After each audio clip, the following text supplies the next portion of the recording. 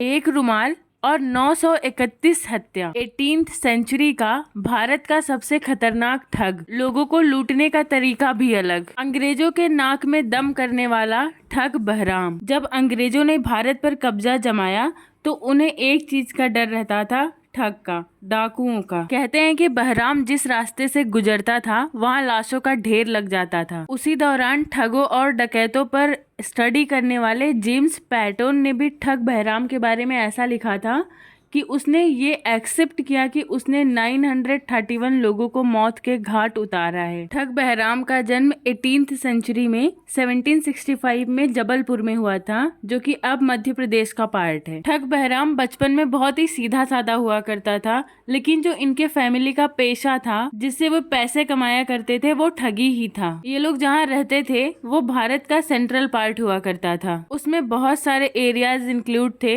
जैसे जबलपुर, कटनी, चंबल के घाटी के बारे में तो आप जानते ही होंगे। इन एरियाज में ठगी बहुत ज्यादा हुआ करती थी। इसके पीछे भी बहुत बड़ा रीजन है।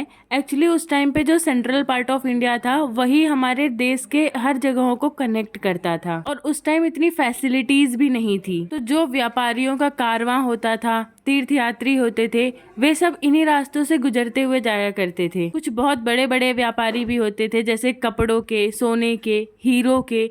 तो ये डाकू क्या करते थे, ये ठग्स उनको लूट लेते थे और यही उनका प्रोफेशन बन गया था। ठग बहराम ज्यादा बड़ा नहीं हुआ था, वो छोटा ही था। उसी टाइम उसकी दोस्ती एक इंसान से होती है जिसका नाम होता है सैयद अमीर अली। और अमीर अली एक फेमस ठग हुआ करता था उस टाइम का, और ये ठग बहराम से करीब 25 साल बड़ा था। बहराम की जिंदगी में ठगी का इंट्रोडक्शन करने वाला यही था सैयद अमीर अली। कुछ टाइम बीता और देखते ही देखते बहराम ठगों का सरदार बन गया, और मात्र 10 सालों में उसने इतनी ज्यादा हत्याएं कर दी कि बहराम का खौफ लोगों के दिलों में फैलने लग गया था। ये एक अलग टाइप का सीरियल किलर था। इसकी एक स्पेशलिटी थी, ये अपने पास एक पीले रंग का रुमाल रखा करता था और उसी रुमाल के अंदर एक सिक्का डालता था, बात करके फिर उसके बाद लोगों की हत्याएं करता था और उनका सामान लूट लेता था। बहराम ने करीब 200 ठगों का एक ग्रुप बनाया था जिसने सेंट्रल इंडिया में एक डर पैदा कर रखा था। इनका ग्रुप नॉर्मल लैंग्वेज का यूज नहीं किया करता था,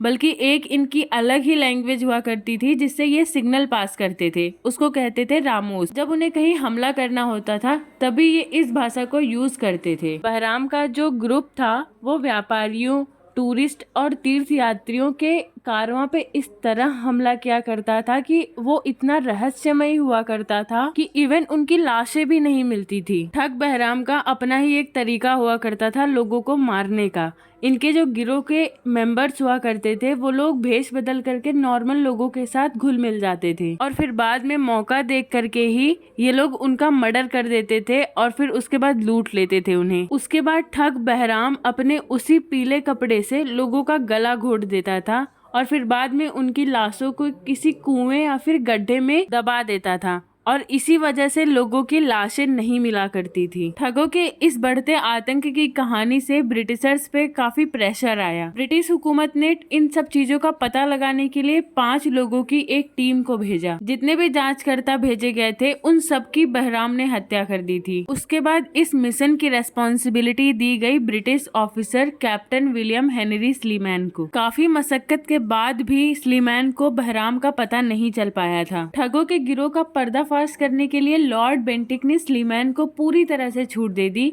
और साथ ही काफी सारी सुरक्षा बलों की टीम भी दे दी। उसके काफी टाइम बाद कैप्टन स्लीमैन को अमीर अली के घर का पता चला, लेकिन ब्रिटिश फौज के वहां पहुंचते ही अमीर अली फरार हो चुका था। लेकिन अमीर अली के बाकी फैमिली मेंबर्स को गिरफ्तार कर लिया गया था। 1832 में अमीर अली ने अपने फैमिली को बचाने के लिए खुद को सरेंडर कर दिया। फिर भी उसने बहराम का कोई भी क्लू नहीं दिया था। काफी ज्यादा पूछताछ के बाद अमीर अली ने बहराम के बारे में पूरी इंफॉर्मेशन अंग्रेजों को दे दी थी। 1838 में स्लीमैन ने अमीर अली की हेल्प से बहराम को गिरफ्तार कर लिया। फिर बहराम से पूछताछ किया गया तो उसने सारी चीजें एक्सेप्ट की कि करीब 931 लोगों को उसी पीले रुमाल से मारा गया था और उनकी लाशें जहां दफनाई गई थी उसका भी पता बताया। इसके बाद बहराम के और सारे ग्रुप के मेंबर्स को भी पकड़ लिया गया। 1839 में ठग बहराम के साथ साथ उन सभी कुख्यात ठगों को जबलपुर में एक पेड़ है वहां उन लोगों को फांसी दी गई और इस तरह से कैप्टन स्लीमैन ने वहां के लोगों के अंदर से ठग बहराम का खौफ पूरी तरह से निकाल दिया। वहां के लोगों ने कैप्टन स्लीमैन को अपना मसीहा माना। मध्य प्रदेश के कटनी में स्लीमनाबाद नाम की एक जगह है जो कि कैप्टन स्लीमैन के नाम पे ही पड़ा है। उनको ट्रिब्यूट देने के लिए वहाँ पे एक स्मारक भी बनाया गया है। 1790 से 1840 के बीच में